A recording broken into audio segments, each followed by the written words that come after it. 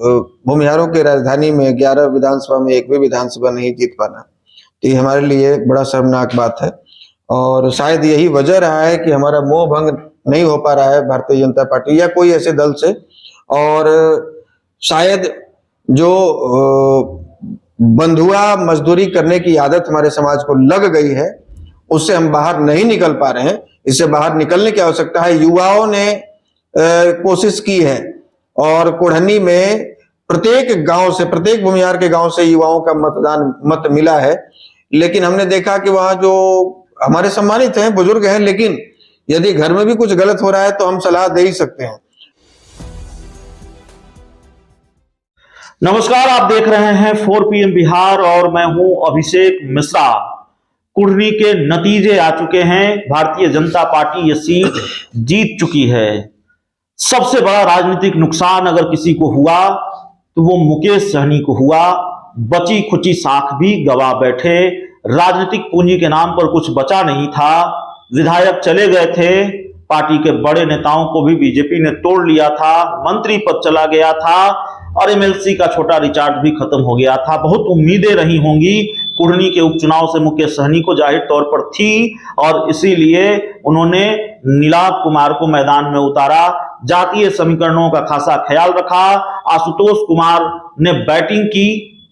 भूमिहार ब्राह्मण सामाजिक न्याय के जो संस्थापक हैं वो उन्होंने बैटिंग की। हमारे साथ आशुतोष कुमार हैं, लेकिन मुकेश सहनी जो दावा कर रहे थे, आशुतोष कुमार के साथ आने के बाद जो उत्साह था और इस उत्साह के बाद जो उन्होंने दावा किया था कि माछ भात फैक्टर काम करेगा, माछ यानी मल्लाह और भात यानी भूमिहार, और ये दोनों फैक्टर मिलकर चुनाव जितवाएगा VIP पार्टी के उम्मीदवार नीलाभ कुमार को, वो हो न सका। आशुतोष कुमार से ही समझते हैं माछ भात फैक्टर काम नहीं किया। भूमिहारों के आप नेता माने जाते हैं, बिहार में काफी प्रभाव रहा है। मुकेश सहनी को भी आपसे उम्मीदें थी, लेकिन माछ भात मल्लाह जाति के वोट तो खिसके ही, भात यानी भूमिहार जाति के वोट भी खिसक गए। वो फैक्टर काम नहीं किया। आपकी भी साख दाव पर लगी हुई थी और कहीं ना कहीं साख को बट्टा लगा है नतीजों के बाद। हाँ, इस बात को मैं स्वीकारता हूं कि जो उम्मीदें हम लोगों ने लगा रखी थी कुढ़नी में, उस हिसाब से हम लोगों को मत नहीं मिला, यानी कि जिस प्रत्याशी के पक्ष में हम गए थे।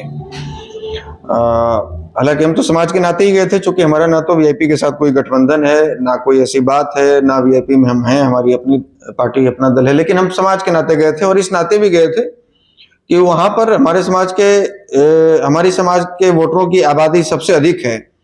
बावजूद इसके किसी बड़े दल ने इस समाज को तवज्जो नहीं दिया, लेकिन मुकेश सहनी जी ने दिया है। तो हम लोगों से अपील करें कि यदि माछ वाला समाज यानी कि मल्लाह समाज यदि आपके तरफ दोस्ती का हाथ बढ़ाया है, तो भात यानी कि चावल यानी कि धान उपजाने वाला समाज, अनाज उपजाने वाला समाज अपना हाथ आगे बढ़ाएं और उनको गला लगाएं। और तब उनके भीतर एक विश्वास जगेगा कि हमने यदि भूमिहार पर भरोसा किया तो उन्होंने एकजुटता दिखाते हुए अपना मतदान किया और हम भी मतदान किया, और दोनों यदि साथ मिल जाए तो वहां पर सीट हमारा निकल सकता था। हालांकि ऐसा नहीं हुआ और वहां चालबाज लोग अपनी चालबाजी में भी कामयाब हुए। हमें थोड़ा प्रचार करने का भी मौका कम मिला, चूंकि मैं उस बीच में दिल्ली में रह गया। हमारा एक मामला था कोर्ट में और आखिरी दौर में 3-4 घंटे के लिए मैं पहुंच पाया था। उसी बीच में 3-4 गांव में गया। ये बात तय है कि जितनी उम्मीदें हम लोगों की थी, लेकिन ये भी बात तय है, जैसे आपने कहा कि मुकेश सहनी के लिए अब कुछ बचा नहीं या उनका सब कुछ खत्म हो गया। ऐसा नहीं, राजनीति में संभावनाओं का चीज है राजनीति, और कभी भी मौका किसी को भी मिल सकता है। एक समय ऐसा आया था जब लोजपा 2 पार्ट में बटी थी, जब लगा था कि 5-5 सांसद को चाचा जी तोड़कर लेके चले गए, तो अब चिराग के पास कुछ नहीं बचा। तो मेहनत की है और आज फिर लोग उनको पसंद करने लग गए हैं। लेकिन जहां उपचुनाव में छोटी छोटी पार्टियां या दूसरे दल जो मुख्य धारा से बाहर होते हैं, जो मुख्य गठबंधन से बाहर होते हैं, वो 2000, 3000, 4000 वोट लाते, वही बहुत बड़ी बात है। यहाँ तो मुकेश सहनी 10,000 वोट लाए हैं।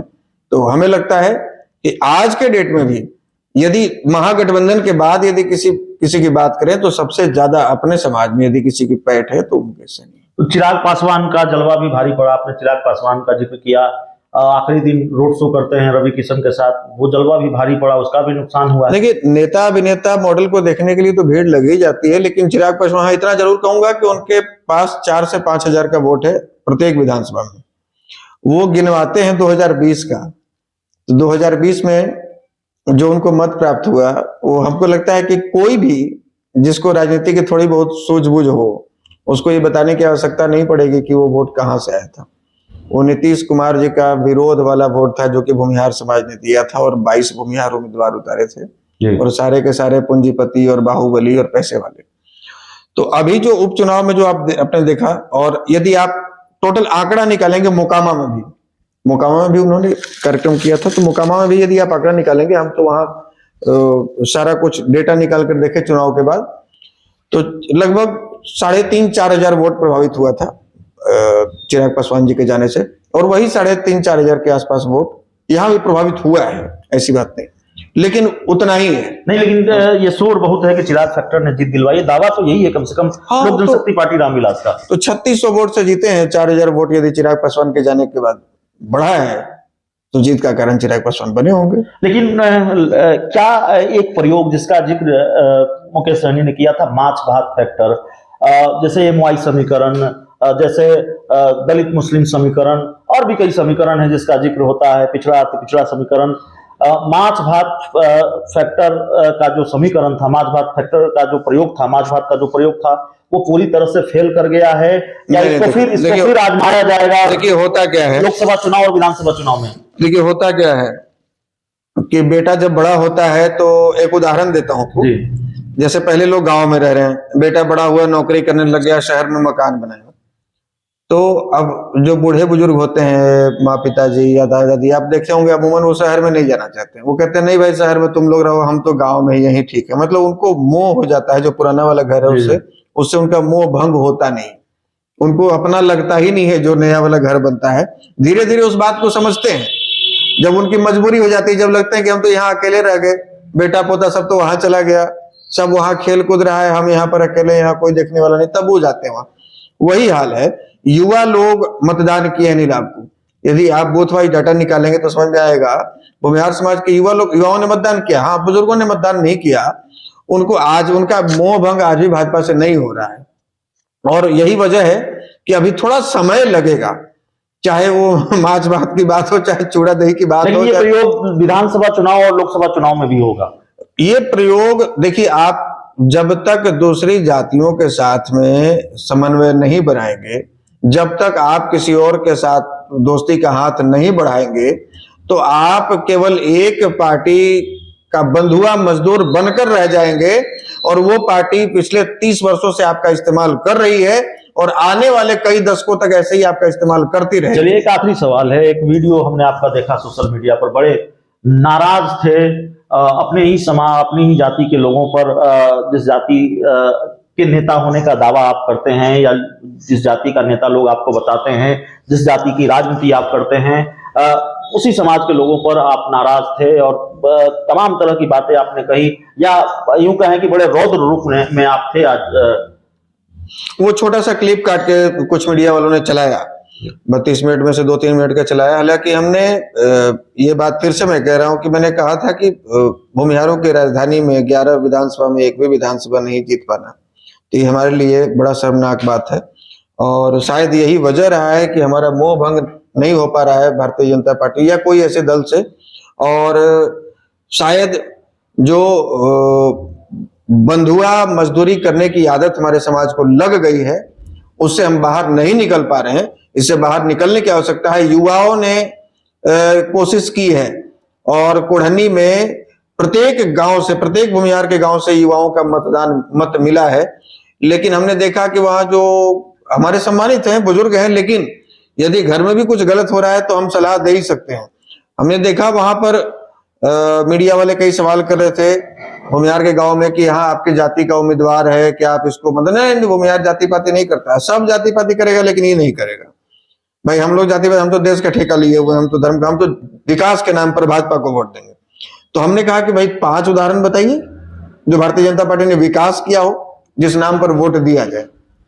5 विकास गिनवा दीजिए, हम भी भारतीय जनता पार्टी आज ही ज्वाइन कर लेते हैं।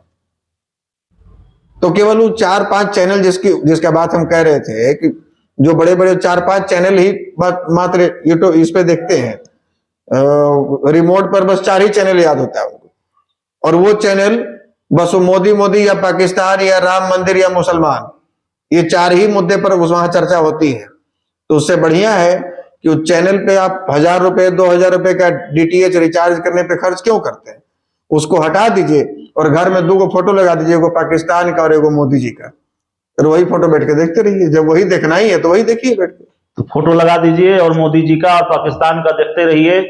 राष्ट्रीय जनजन पार्टी के राष्ट्रीय अध्यक्ष, भूमिहार ब्राह्मण सामाजिक न्याय के संस्थापक आशुतोष कुमार, और एक महत्वपूर्ण भूमिका, बड़ा भरोसा था, और इसी भरोसे पर आशुतोष कुमार के सहारे, आशुतोष कुमार के भरोसे मुकेश सहनी ने एक दावा किया, माछ भात फैक्टर।